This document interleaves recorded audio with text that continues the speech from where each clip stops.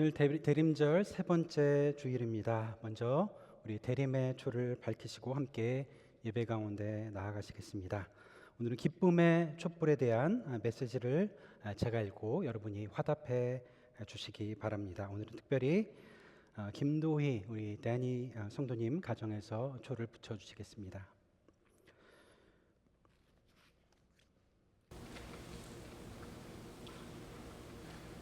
오늘 우리는 대림절의 세 번째 촛불, 기쁨의 촛불을 밝힙니다.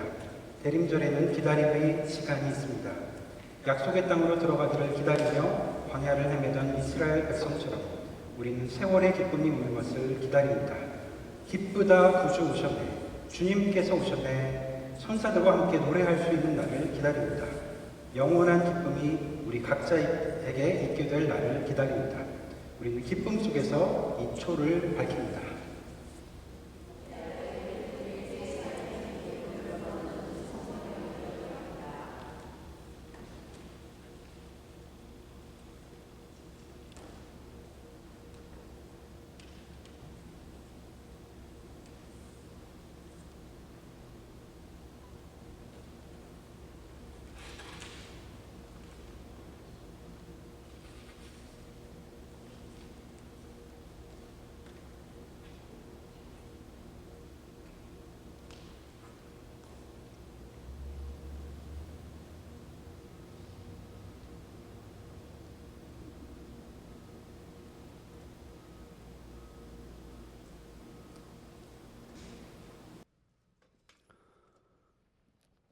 다 같이 자리에서 일어나셔서 우리 같이 묵도하심으로 대림절 세 번째 주일 예배를 하나님 앞에 올려드리시겠습니다.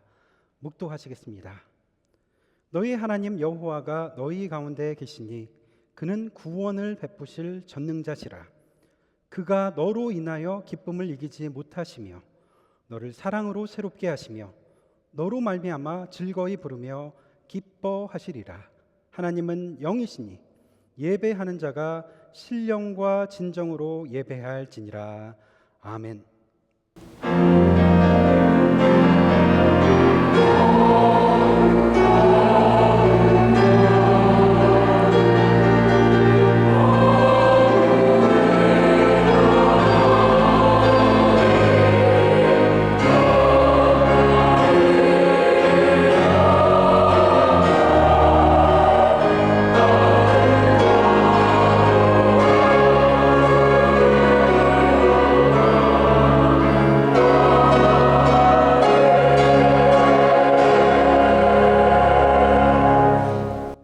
거룩하신 아버지 하나님, 대림절 셋째 주일 기쁨의 초가 밝혀지는 이 아침에 우리를 다시 예배의 자리로 불러주심을 감사를 드립니다.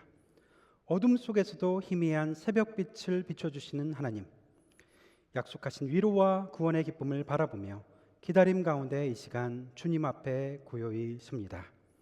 주님께 예배하는 이 시간 우리의 시선을 흩뜨리는 것들을 잠잠케 하시고 찬양과 기도와 말씀 위에 성령의 숨결이 부드럽게 임하게 하옵소서. 우리 모두가 임마누엘 되시는 주님의 은혜를 미리 맛보게 하옵소서. 예수 그리스도의 이름으로 기도드립니다. 아멘.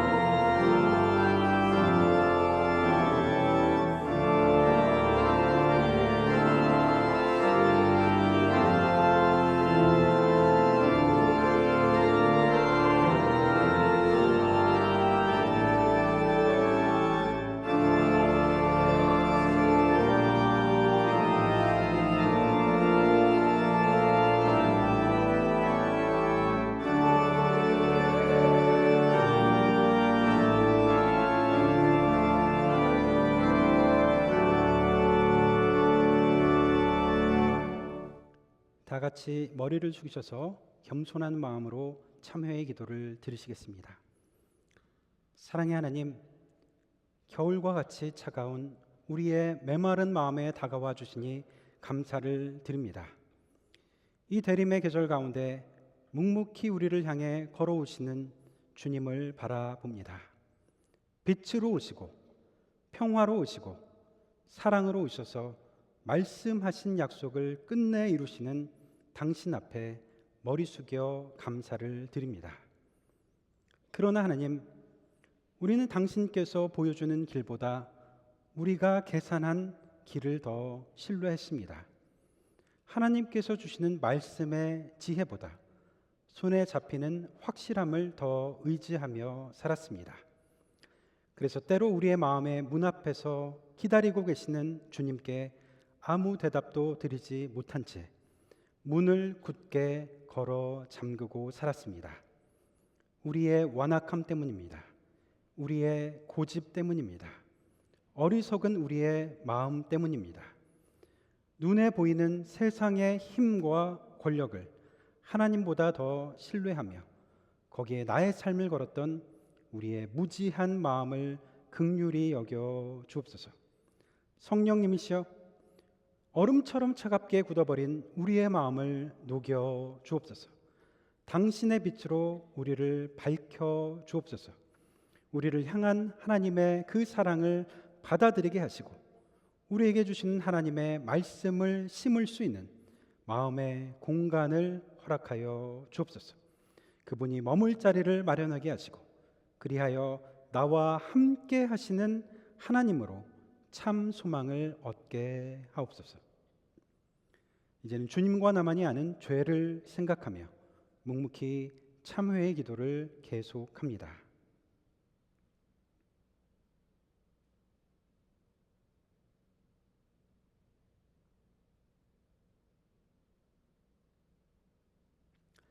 누구든지 그리스도 안에 있으면 새로운 피조물이라.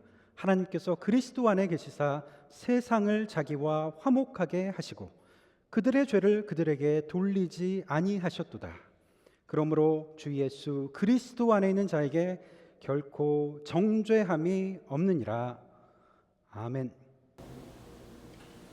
이 시간은 우리의 신앙을 한 목소리로 고백하시겠습니다. 나는 전능하신 아버지 하나님 천지의 창조주를 믿습니다. 나는 그의 유일하신 아들 우리 주 예수 그리스도를 믿습니다. 그는 성령으로 잉태되어 동정녀 마리아에게서 나시고 본디오 빌라도에게 고난을 받아 십자가에 못 박혀 죽으시고 장사된 지 사흘 만에 죽은 자 가운데서 다시 살아나셨으며 하늘에 오르시어 전능하신 아버지 하나님 우편에 앉아 계시다가 거기로부터 살아있는 자와 죽은 자를 심판하러 오십니다. 나는 성령을 믿으며 거룩한 공교회와 성도의 교제와 죄를 용서받는 것과 몸의 부활과 영생을 믿습니다. 아멘.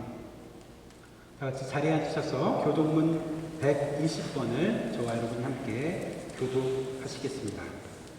찬송하리로다 주 이스라엘의 하나님이여 그 백성을 돌보사 속량하시며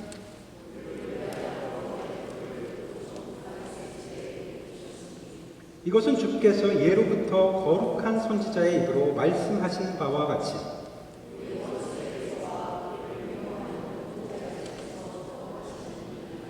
우리 조상을 긍휼히 여기시며 그 거룩한 언약을 기억하셨으니 우리가 원수의 손에서 건지심을 받고 종신토록 주의 앞에서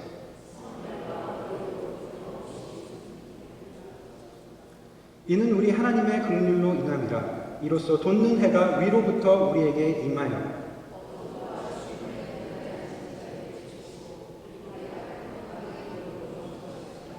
그러므로 주께서 친히 징조를 너희에게 주실 것이라.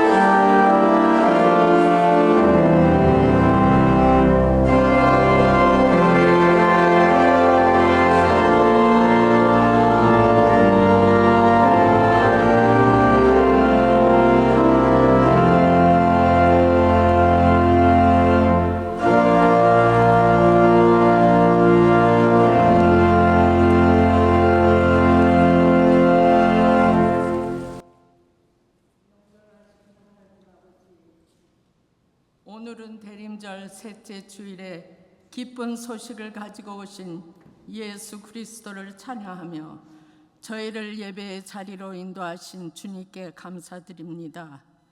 어둠 가운데 빛으로 오셔서 우리에게 참 소망을 주시고 주님을 바라보며 살게 하시며 이 기다림 속에서 주님을 신뢰하며 믿음으로 살게 하시니 감사합니다. 그럼에도 불구하고 이 시기에 여러 가지 세상 일에 쫓겨 분주한 시간을 보내고 있음을 고백합니다. 주여, 우리의 매일의 삶을 인도하여 주셔서 조용히 말씀과 기도로 주님을 맞이할 준비를 하게 하시고 깨어 기다리는 믿음의 시간이 되게 하여 주옵소서. 또한 약한 자들과 어려운 이웃들을 돌아보게 하시고 주님의 사랑과 기쁨을 나누는 삶을 살게 하옵소서. 우리의 말과 행동을 통해 복음의 기쁨이 흘러가게 하여 주옵소서. 하나님 아버지, 지금까지 파사디나 장로교회를 인도해 주신 주님의 은혜에 감사드립니다. 그동안 리사 목사님의 사역을 기억하며 주님의 위로와 평강을 더하여 주옵소서. 이제 앞으로의 목회적 계획에 주님께서 친히 붙들어 주시고 다스려 주옵소서. 사람이 아닌 하나님을 더욱 의지하게 하시며 혼돈과 흔들림 없는 믿음 위에 굳게 서게 하옵소서. 앞으로 직분자들에게 지혜와 분별력 그리고 하나된 마음을 허락하여 주셔서 성도들 가운데 불안과 염려 대신 서로를 격려하고 사랑으로 세워가는 은혜를 베풀어 주옵소서. 그리하여 파사디나 장로교회가 더욱 말씀 위에 굳게 서고 이 지역을 잘 섬기는 귀한 교회로 나아가게 하옵소서. 여호와 라파 하나님, 오는 24일에 수술을 앞두고 계신 최양희 권사님을 붙들어 주옵소서. 아버지의 선하심과 계획하심에 먼저 수술을 받게 하시고 이번 수술은 치료에 마무리되는 수술을 하게 하옵사오니 주님, 모든 과정 가운데 깨끗이 잘 치료되게 하여 주옵소서. 회복직에 계신 김국희 권사님, 육체의 아픔 가운데 견딜 수 있는 힘과 인내를 주시기를 간절히 간구하며 완전한 회복의 역사가 일어나게 하옵소서. 또한 감기로 여러 가지 이유로 참석지 못한 교우들에게도 같은 은혜를 베풀어 주옵소서. 자비로우신 하나님, 또 여행 중에 있는 성도들의 모든 길을 지켜주시고 안정과 평안 가운데 잘 다녀오게 하여 주옵소서. 이제 드릴 트리니티 성가대의 찬양으로 주님께 영광 돌리게 하심을 감사드립니다. 최진영 목사님에게 영육간의 강건함으로 붙들어 주옵소서. 연말의 여러 사역과 일정으로 분주한 가운데 지치지 않도록 새 힘을 더하여 주시고 말씀을 전할 때 성령의 능력으로 충만케 하여 주옵소서. 이 모든 말씀을 우리를 위해 이 땅에 오신 예수 그리스도의 이름으로 기도드립니다. 아멘.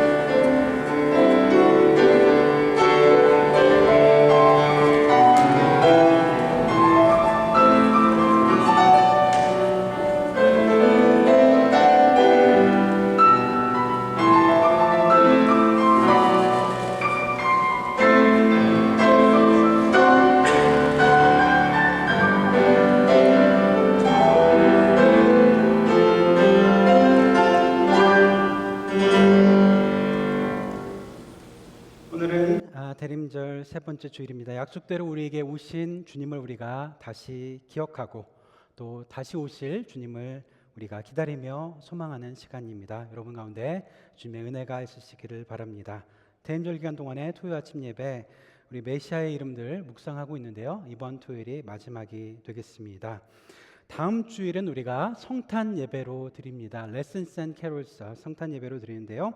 특별히 우리 크리스마스의 기쁨과 하나님의 사랑을 기억하면서 우리 감사의 마음을 담아서 성탄 감사헌금을 드립니다. 크리스마스 시즌 동안 교회를 아름답게 장식하기 위해서 포인세티아 우리 꽃 도네이션을 계속 받고 있습니다. 여러분들 원하시는 분들 17일까지 교회 사무실로 신청해 주시면 되겠습니다. 리사 목사님께서 여러분들 아시는 대로 1월 내년 2026년 1월 4일부로 이제 마지막 주일을 지내시고 이제 사임하시게 됩니다. 리사 목사님께 감사의 마음을 담아 러브 기프트를 드리도록 하겠습니다. 여러분들 참여하실 수 있는데요. 봉투를 통해서도 참여하실 수 있고 또 교회 사무실로 직접 드릴 수도 있고요. 또 온라인을 통해서 우리 하실 수도 있습니다. 온라인으로 하시는 분들은 반드시 Love Gift for Pastor Lisa라고 우리 표시해 주시기를 바랍니다. 우리 한 해를 마무리하면서 특별히 우리 KLM 우리 한국어 회중 우리 모든 성도님들 함께 모여서 우리 교제하는 송년 모임을 가지려고 합니다. 우리 정경실 장로님 댁에서 우리 모이겠습니다. 12월 28일이 이제 마지막 주일인데요. 그날 오전에 이 자리에서 10시에 연합 예배가 있습니다. 연합 예배 이후에 오후 12시 30분에 우리 정경실 장로님 댁에서 같이 모여서 우리 선물 교환도 하고 또 식사하면서 교제하는 시간 갖도록 하겠습니다. 우리 여러분들 다 참석해 주시기를 바랍니다. 11월 31일 저녁 8시에는 우리 한 해를 은혜 가운데 마무리하고 우리 2026년 새해를 같이 맞이하는 우리 송구 영신 예배를 드립니다. 우리 예배 후에는 우리 KLM 주일학교 학생들이 우리 어른들께 우리 교회 어른들께 세배하는 시간도 이어지겠습니다. 여러분 꼭 예배에 참석해 주시기를 바랍니다. 나머지 교회 소식은 주보를 참조해 오늘 오랜만에 한빈희 집사님 방문해 주셨는데 우리 환영의 박수 보내드리겠습니다. 제가 깜빡할 뻔했어요. 오랜만에 오셨습니다. 너무 감사합니다. 나머지 이번에 교회 소식 참조해 주시면 되겠습니다.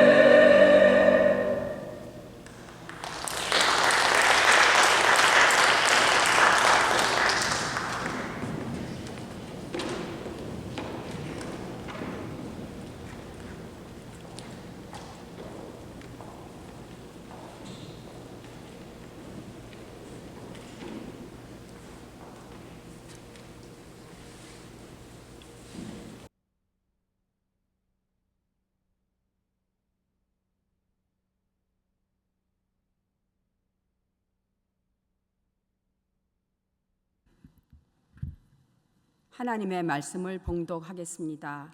말씀을 읽을 때에 하나님의 음성을 들으실 수 있기를 바랍니다. 이사야서 7장 1절에서 14절까지 말씀입니다.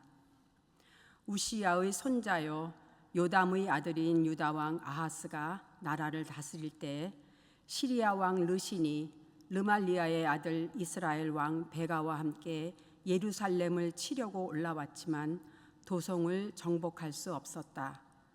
시리아 군대가 에브라임에 주둔하고 있다는 말이 다윗 왕실에 전해지자 왕의 마음과 백성의 마음이 마치 거센 바람 앞에서 요동하는 숯불처럼 흔들렸다. 그때 주님께서 이사야에게 말씀하셨다.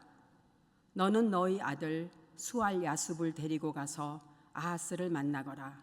그가 세탁자의 밭으로 가는 길 윗못 물 빼는 길 끝에 서 있을 것이다. 그를 만나서 그에게 정신을 바짝 차리고 침착하게 행동하라고 일러라.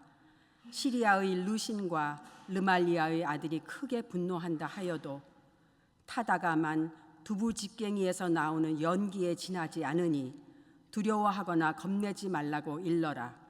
시리아 군대가 아하스에게 맞서 에브라임 백성과 그들의 왕 르말리아의 아들과 함께 악한 계략을 꾸미면서 올라가 유다를 쳐서 겁을 주고 우리들에게 유리하도록 유다를 흩어지게 하며 그곳에다가 다브렐의 아들을 왕으로 세워놓자고 한다. 주 하나님께서 말씀하신다. 이 계략은 성공하지 못한다. 절대로 그렇게 되지 못한다. 시리아의 머리는 다마스쿠스이며 다마스쿠스의 머리는 르신이기 때문이다.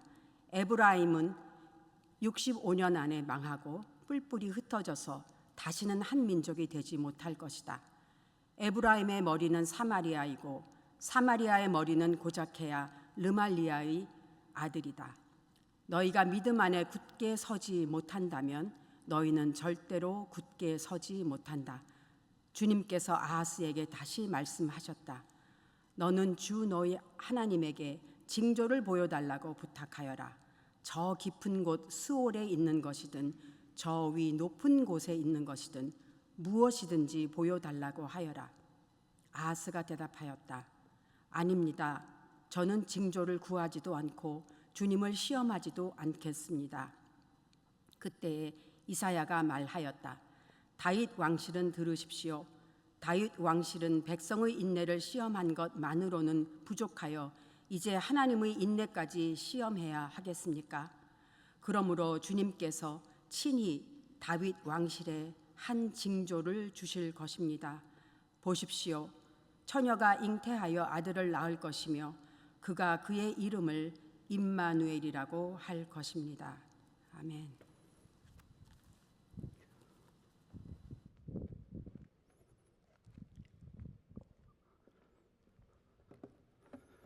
기독교 역사에서 그리스도인들이 가장 오랫동안 공격당하고 있는 교리가 하나 있습니다.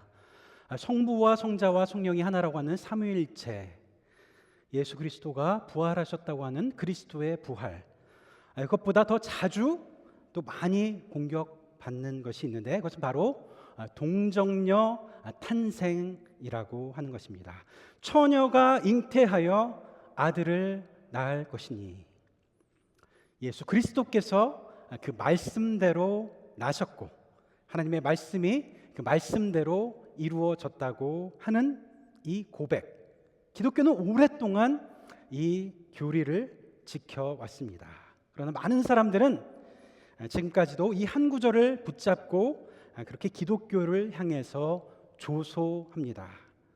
교회를 다니는 많은 사람들조차 나는 이 구절을 믿지 못해서 기독교 성서 전체를 신뢰할 수가 없다, 이렇게 말하기도 합니다. 여러분은 어떠하십니까? 동정녀 탄생 어떻게 받아들이고 계십니까? 그런데 여러분, 흥미롭게도 이 초대 교회가 신앙의 기초를 세워가던 그 시기에 가장 흔들림 없이 그들의 신앙을 잡아주고 있었던 교리가 바로 그리스도의 동정녀 탄생이었다고 하는 것입니다. 기독교라는 종교가 제도화되기 시작하던 그런 시기가 있었습니다. 그리스도의 복음이 여기저기 전파되면서 사람들이 신앙을 가지게 되는데 조금씩 다른 생각들도 갖고 또 믿음도 조금씩 달랐습니다. 그래서 그렇게 조금씩 다른 희미한 신앙을 가진 사람들이 한 자리에서 모여서 그러면서 그 희미했던 신앙이 하나로 모여지게 되고 다양한 믿음들이 통합되는 그런 과정을 겪게 되는데 그 과정 가운데 아주 중요한 교리들을 정립하게 됩니다. 제가 일전에 올해 시작하면서 2025년 올해가 니케아 신조가 만들어진 지 1700년이 되는 해라고 말씀드렸습니다. 전 세계에는 모든 교회, 로만 카톨릭 교회, 동방 정교회, 그리고 개신교의 모든 교단들이 다 이 올해를 아주 특별하게 그렇게 여기고 있습니다. 주후 325년, 지금부터 정확히 1700년 전에 니케아 공회라는 곳에서 동정녀 탄생이라는 구절이 가장 확실하게 확립이 되는데, 이 초대교회 성도들은 부활이라는 것보다 더 먼저 동정녀 탄생을 그 신조에 넣게 됩니다. 그렇다면 왜 초대교회 사람들은 그토록 이 고백을 중요한 신앙 고백으로 여겼던 것일까요? 바로 이 교리야말로 예수 그리스도가 완전한 하나님이시요, 그분이 동시에 완전한 인간이시라는 것을 가장 확실하게 말해주고 있기 때문에 그렇습니다. 예수 그리스도, 그분은 완전한 하나님이십니다. 하나님이 우리에게 오신 것입니다. 그러나 동시에 예수 그리스도, 그분은 완전한 인간이셨습니다. 하나님이 인간으로 우리에게 오신 것입니다. 인간으로 오신 하나님의 외아들, 그가 바로 우리가 주로 고백하는 예수 그리스도이십니다. 그는 성령으로 잉태하셨기 때문에 하나님이십니다. 마리아라고 하는 여인의 몸에서 나셨기 때문에 인간이셨습니다. 그래서 오늘도 우리가 한 목소리로 우리의 신앙을 그렇게 고백하지 않았습니까? 그는 성령으로 잉태하사 동정녀 마리아에게서 나시고, 이 동정녀 탄생이라는 교리가 그래서 그토록 기독교인들에게 중요한 것입니다. 그런데 무엇보다도 더 중요한 것이 있는데, 그것은 바로 임마누엘, 하나님이 우리와 함께 하신다, 그것을 말해주는 가장 확실한 징표가 되기 때문에 더 그렇습니다. 오늘 읽은 이 구약 성서 우리 이사야 7장, 조금 그냥 배경 지식 없이 읽으면 좀 이해하기가 어려운 부분이 있습니다. 예수님이 태어나시기 전 800여 년 전 일입니다. 때는 이사야 선지자가 활동했던 남유다, 그 남유다에 악한 왕이 있었습니다. 그의 이름은 아하스. 이스라엘 첫 번째 왕은 사울이죠. 두 번째 왕은 다윗, 세 번째 왕은 솔로몬. 여기까지는 우리가 잘 아는데 그 다음부터는 왕의 이름을 대라고 하면 우리한테 익숙하지 않은 왕의 이름들이 나옵니다. 그러다가 이스라엘이 솔로몬 이후에 북이스라엘과 남유다로 이렇게 갈라지게 됩니다. 마치 한반도가 북한의 그 말로 의하면 북조선과 남조선, 우리 한국 사람들의 말로 의하면 북한과 남한으로 나눠졌듯이 북이스라엘과 남유다라는 두 가지 왕국으로 안타깝게 쪼개지게 됩니다. 이 남쪽 남유다 왕국을 이 다윗의 그 왕가를 계승한 그런 정통 유다 왕국이라고 하는데, 그 유다 왕국의 왕이 아하스라고 하는 왕입니다. 그런데 이 성서가 역대 이 유다 왕국의 많은 왕들 중에서 이 아하스라고 하는 왕을 가장 악한 왕이었다, 이렇게 기록하고 있다는 것입니다. 여러분께 16장에 보면 이렇게 기록합니다. 그는 그의 조상이었던 다윗과 같지 아니하고 그의 하나님 여호와의 보시기에 정직히 행하지 아니하였다. 이 아하스 왕의 악한 행실은 백성들에게도 소문이 자자했습니다. 선지자 이사야의 마음을 화나게도 했습니다. 그럴 것이 이 여호와 하나님을 믿는 나라, 그 나라의 지도자라고 하는 사람이 이방 신상에게 가서 절하고 자신의 아들을 몰렉이라고 하는 이방 신에게 인신 제사하는 것까지 서슴지 않았기 때문입니다.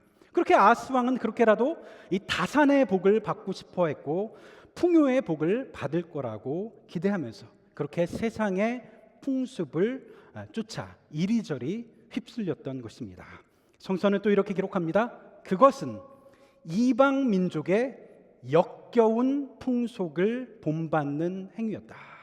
아하스는 이방 사람들의 역겨운 풍습을 받아들이면서 산당과 언덕에서 다산을 빌면서 그렇게 제사 드리기에 열심이었습니다.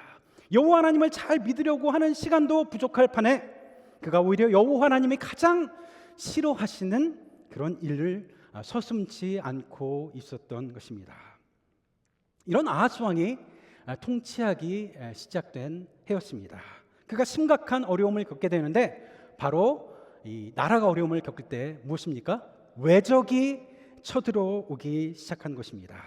바로 이 남유다와 북이스라엘로 이렇게 나눠졌다고 하는데 바로 북쪽에 있는 이스라엘이 아람 군대와 함께 이 남유다로 쳐들어오려는 그런 위기였습니다. 성경은 그 아하스가 그 상황을 얼마나 두려워했든지 그와 그의 백성의 마음이 숲이 바람에 흔들리는 것 같았다. 숲이 바람에 흔들리듯이 그렇게 마음이 유동치고 있었다라고 기록하고 있습니다. 아하스는 두려워했습니다. 무언가를 하지 않으면 안 되었습니다. 무언가 의지하지 않으면 안 될 때였습니다. 때마침 하나님께서 선지자 이사야를 보내주십니다. 그리고 말씀을 주십니다. 아하스야, 두려워하지 말아라. 무서워하지 말아라. 너희에게 오는 그들은 두 부직갱이에 불과하다. 두려움 가운데는 아하스에게 하나님께서는 위로를 주시고 그를 안심하게 하십니다.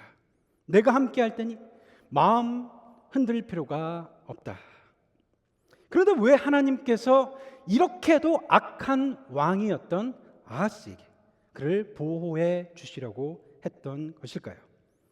우리는 이 성경을 읽으면서도 참 이해하기가 쉽지가 않습니다. 그러나 하나님은 그렇게 하고자 하십니다. 함께 해주시겠다는 말씀으로 다가와 주십니다. 그럼에도 불구하고 아하스는 다른 방도를 구합니다. 무언가 자신이 의지할 만한 것을 찾아보려고 합니다. 다른 나라의 도움을 빌어서라도 이 두려움을 좀 없애보고자 했습니다. 그리고 그가 결국 끌어들였던 나라가 있었는데 여러분도 아시듯이 이 고대에서 아주 강력했던 제국 바로 아시에리아라고 하는 그런 군대를 끌어들여 그것을 막아보려고 한 것입니다. 바로 무시무시한 잔혹한 군대를 가지고 있었던 아수르. 그리고 나서 역사는 이후에 이 아하스가 아수르와 동맹을 맺은 것이 패착이었다는 것을 우리에게 잘 말해주고 있습니다. 이쯤에서 우리가 아하스 왕의 마음을 좀 들여다볼 필요가 있습니다. 분명 너와 너의 백성을 지켜주시겠다고 하는 하나님의 말씀이 있었습니다. 그러나 아하스는 말씀보다 세상의 군왕과 방백들을 더 의지하고 있었습니다. 이런 아하스 왕에 대한 이 성정을 나타내는 성경에 아주 흥미로운 구절이 있습니다. 그가 어떤 신앙의 사람이었는가? 역대하 28장 2절에서 이렇게 기록합니다. 이 아하스 왕이 곤고할 때 더욱 여호와께 범죄하니라. 여러분, 곤고한 일이 있을 때, 어려운 일이 벌어지는 그때 여러분 어떻습니까? 사람이 어려운 일을 겪게 되면 어떻습니까? 그 시간에 다시 자신을 좀 더 돌아볼 수 있을 텐데, 곤고할 그때에 하나님 앞에서 자신의 모습을 다시 한번 살펴볼 수도 있었을 텐데, 아하스는 곤고할 그때에 오히려 하나님을 더 멀리 떠났다라고 하는 것입니다. 곤고할수록, 어려울수록, 상황이 더 힘들고 근심에 가득할수록 하나님을 떠나서 범죄하였다고 하는 것입니다. 참으로 안타까운 일이 아닐 수가 없습니다. 그렇게 아하스는 하나님을 택한 대신에 앗수르를 택했습니다. 그런데 이런 아하스에게 하나님께서 다시 다가와 주십니다. 다가오셔서 이사야 선지자를 통해서 말씀해 주십니다. 여호와께서 또 아하스에게 말씀하시되 너는 너희 하나님에게 한 징조를 구하되 깊은 데서든지 높은 데서든지 구하라 하시니, 하나님께서 다시 아하스를 찾아와 주시는 말씀입니다. 내가 너에게 이제 징조를 보여주겠다. 내가 너에게 사인을 보여주겠다. 어떠한 징조라도 구하라. 하나님이 다시 아하스 왕에게 함께 하시겠다고 하는 약속입니다. 그런데 아하스는 이것을 믿으려고 하지 않습니다. 그래서 하나님은 다시 오셔서 너와 함께 하는 징조를 보여주겠다, 이렇게 거듭 말씀하고 계시는 것입니다. 하나님의 한이 없으신 그 자비로운 사랑을 우리가 엿볼 수가 있습니다. 하나님 대신 다른 신에게 절하던 아하스였습니다. 하나님 대신에 다른 앗수르 왕국을 의지했던 그였습니다. 그런 악한 왕 아하스에게 하나님은 다시 거듭 내가 너에게 함께 해주겠다, 내가 너에게 징조를 보여주겠다, 이렇게 말씀하고 계시는 것입니다. 참으로 아하스를 향한 과분한 사랑이요 뜨거운 사랑이 아닐 수가 없습니다. 어떤 징조라도 구해봐라, 내가 보여주겠다. 그가 어떤 어려운 징조를 구한다고 할지라도 지금 하나님께서는 그에게 그 징조를 보여주실 준비가 되어 있습니다. 악한 왕, 죄인된 아하스, 범죄한 아하스를 향한 하나님의 짝사랑과도 같은 말씀입니다. 다윗 왕가를 버리지 않겠다라는 하나님의 의지라고도 볼 수가 있습니다. 하나님을 그렇게도 사랑했던 위대한 왕 다윗, 다윗을 그렇게 사랑했던 하나님, 그가 다윗의 후손을 결코 버리지 않겠다라는 하나님의 일방적인 사랑처럼도 보입니다. 그렇게 유다 왕실을 지키겠다고 하는 하나님의 강력한 의지가 보이는 것입니다. 징조를 구하라, 내가 너에게 보여주겠노라. 그런데 놀라운 것은 이 아하스 왕의 반응입니다. 성서를 읽고 있는 우리마저 당황시키는 아하스 왕의 반응, 그는 아주 의외의 반응을 합니다. 여호와여, 나는 구하지 아니하겠나이다. 나는 여호와를 시험하지 아니하겠나이다. 아주 위험에 처한 상황이었습니다. 하나님의 도움이 어느 때보다도 절실한 때였습니다. 그런 상황에서 하나님은 아하스를 거듭 찾아와 주셨습니다. 그리고 내가 너와 함께 한다는 징조를 보여주겠다라고 말씀하십니다. 그런데도 아하스는 나는 징조를 구하지 아니하겠습니다. 나는 여호와를 시험하지 아니하겠습니다. 이렇게 대답하고 있는 것입니다. 나는 여호와를 시험하지 않겠습니다.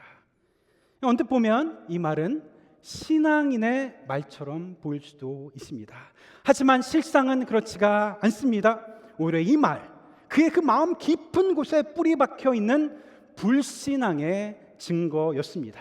나는 구하지 아니하겠습니다. 나는 여호와와 상관하지 아니하겠습니다. 나는 여호와 없이 내 방법대로 하겠습니다. 하나님은 나는 어떤 징조라도 내가 보여주겠다 말씀하시는데 아하스 왕은 아닙니다. 나는 필요 없습니다. 나는 당신과 상관하지 아니하겠나이다. 불신앙으로 대답하고 있는 것입니다. 그를 찾아오신 하나님을 향해 지금 아하스는 불명예를 돌려드리고 있는 것입니다. 참다 못해 하나님의 예언자 이사야가 아하스를 보면서 책망합니다. 다윗 왕실은 들으십시오. 다윗 왕실은 백성의 인내를 시험한 것만으로도 부족하여 하나님의 인내까지 시험해야 하겠습니까? 그리고 바로 이어서 나오는 말씀, 그것이 바로 우리가 알고 있는 유명한 예언의 말씀입니다. 그러므로 주님께서 다윗 왕실에게 한 징조를 주실 것입니다. 보라, 처녀가 잉태하여 아들을 낳을 것이니 그 이름을 임마누엘이라 하리라. 임마누엘이라 하리라. 임마누엘, 히브리어에서 이걸 좀 분해해서 보면 임이라는 것은 함께라는 뜻이고 이 누라고 하는 것은 우리, 엘이라는 것은 하나님. 그래서 하나님이 우리와 함께 하신다라는 말씀입니다.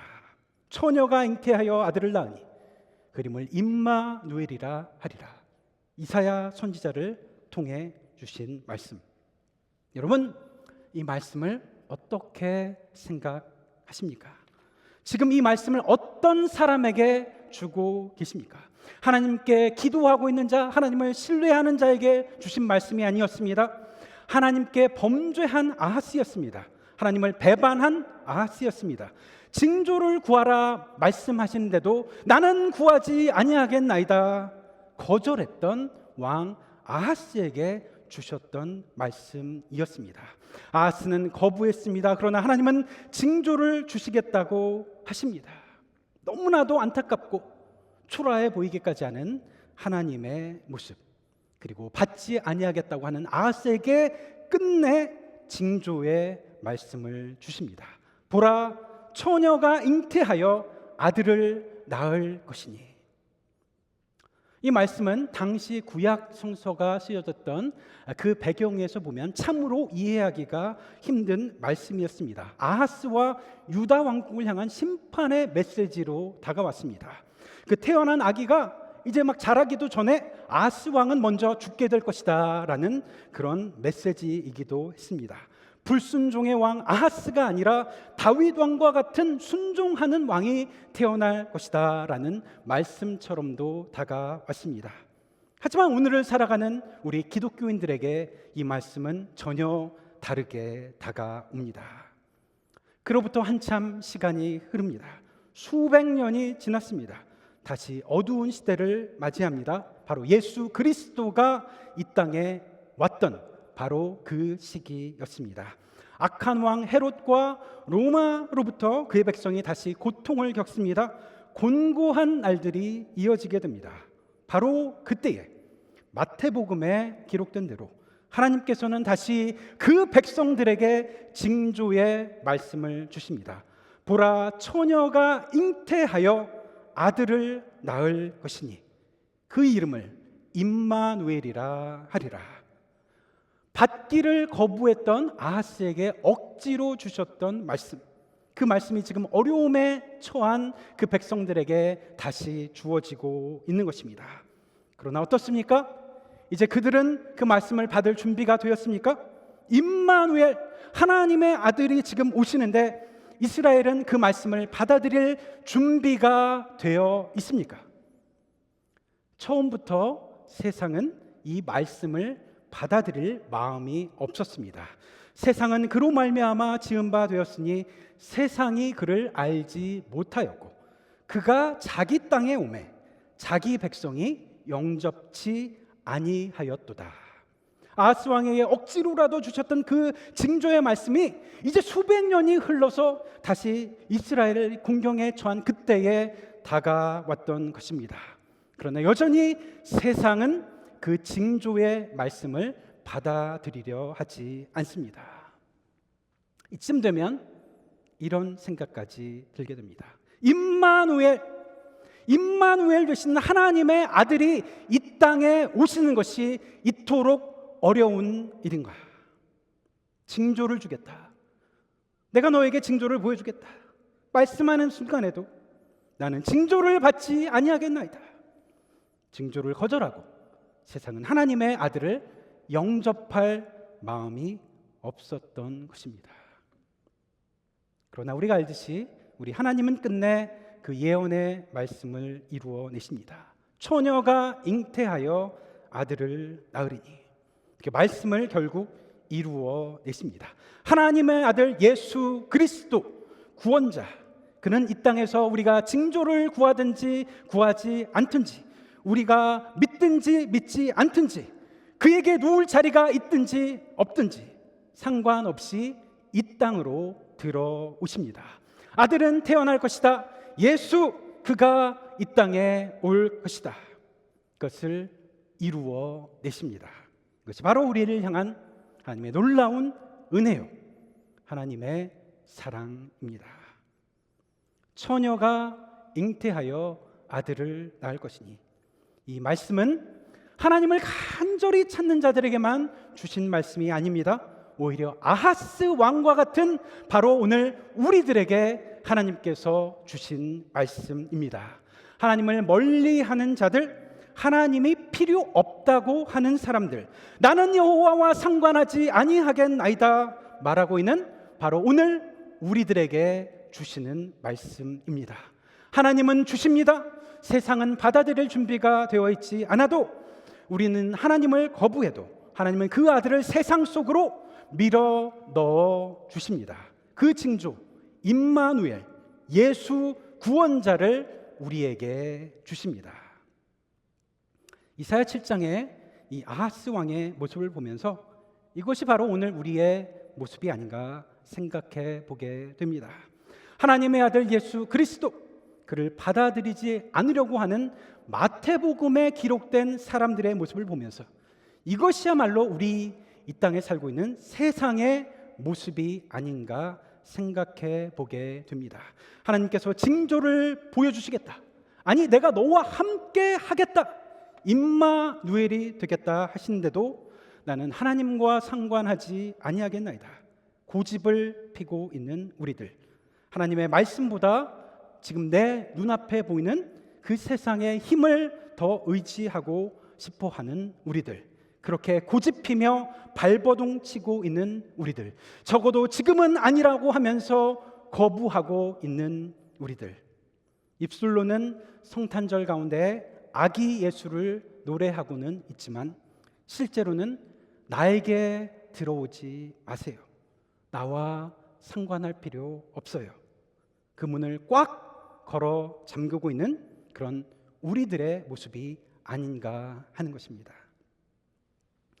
어제도 예년처럼 우리 교회에서 크리스마스 포사다 행사를 했습니다. 이 포사다라는 행사는 요셉과 마리아가 당시 베들레헴으로 갔던 그 여정을 재현한 그런 행사입니다. 사람들이 행렬을 이루면서 베들레헴 밤거리를 다시 이렇게 경험해 보는 그런 행사입니다. 포사다라는 말 자체가 숙소라고 하는 말도 있고 뜻도 있고 또 머무는 곳이라는 그런 뜻을 담고 있습니다.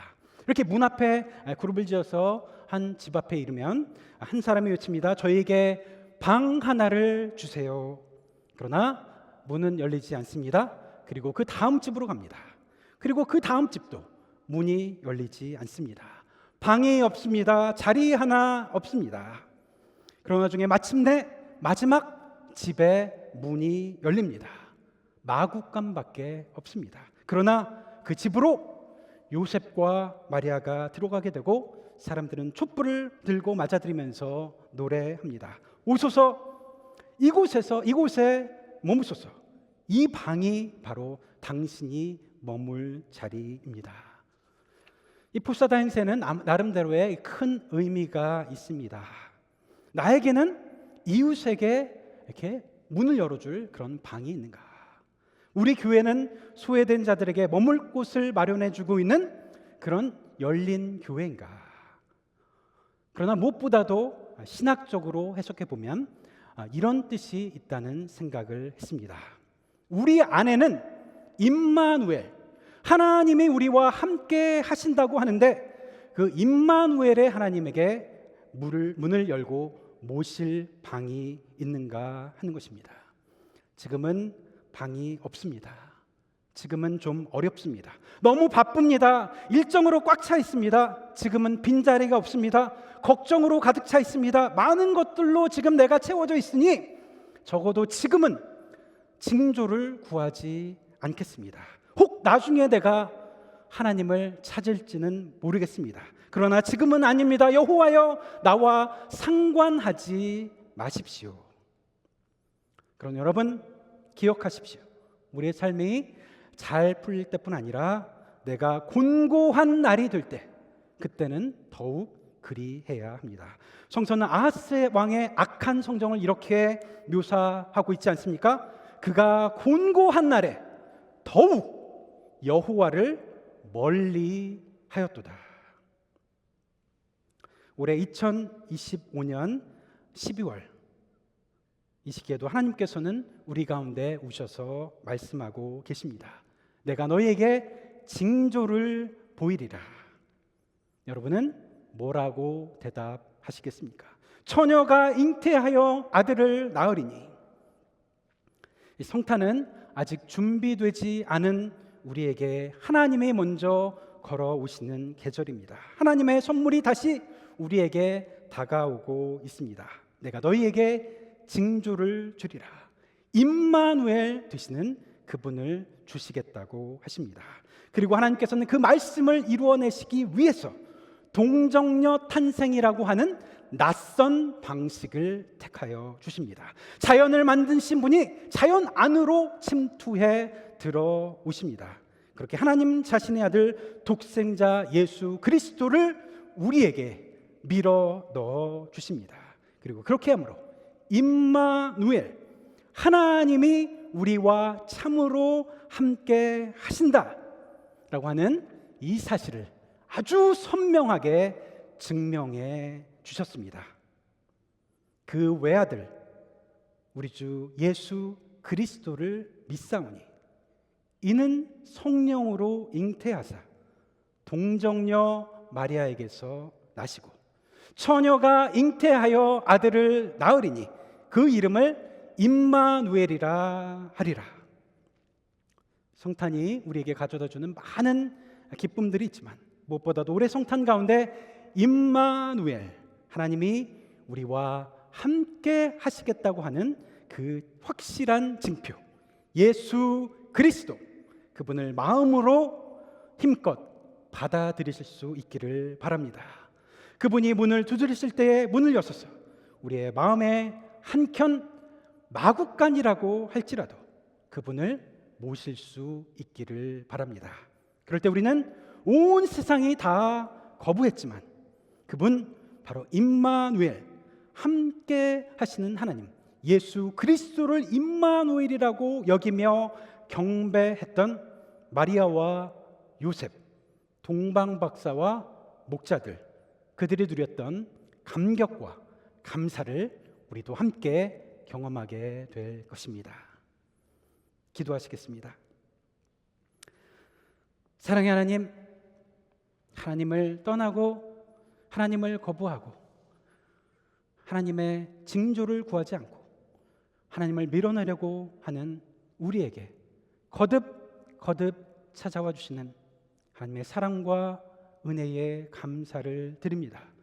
우리와 그토록 함께 하시겠다고 하는 하나님의 열망 가운데 독생자 예수 그리스도를 이 땅 가운데 보내주셨고 참 하나님이자 참 인간이신 그분을 통해서 우리를 구원해 주신 하나님의 놀라우신 은혜를 이 대림절 가운데 다시 기다리며 기대하며 또 하나님께 감사를 드립니다.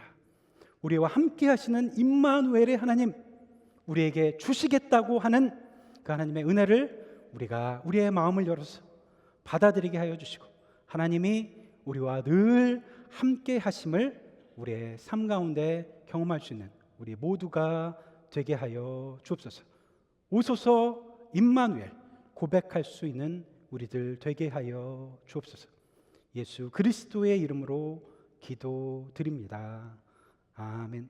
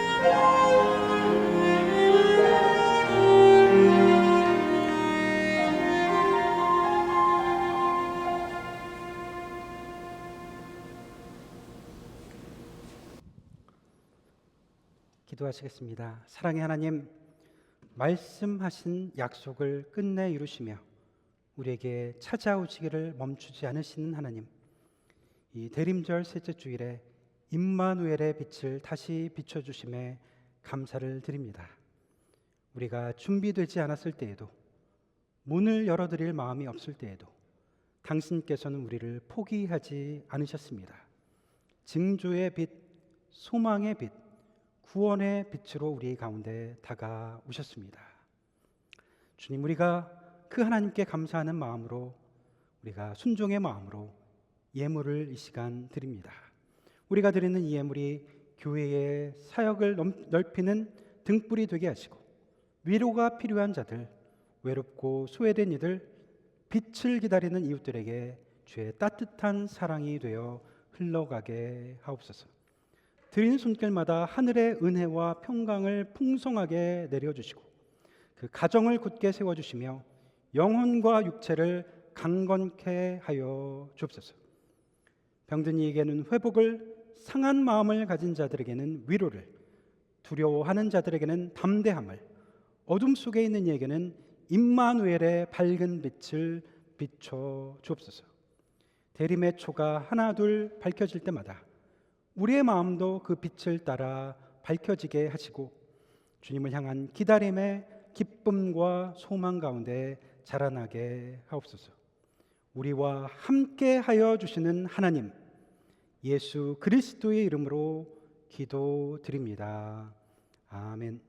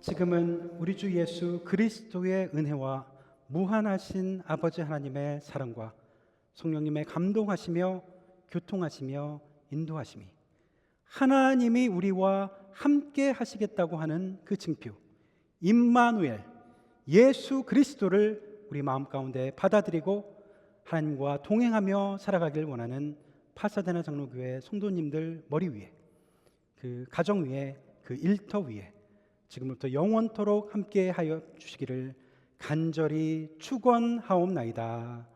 아멘.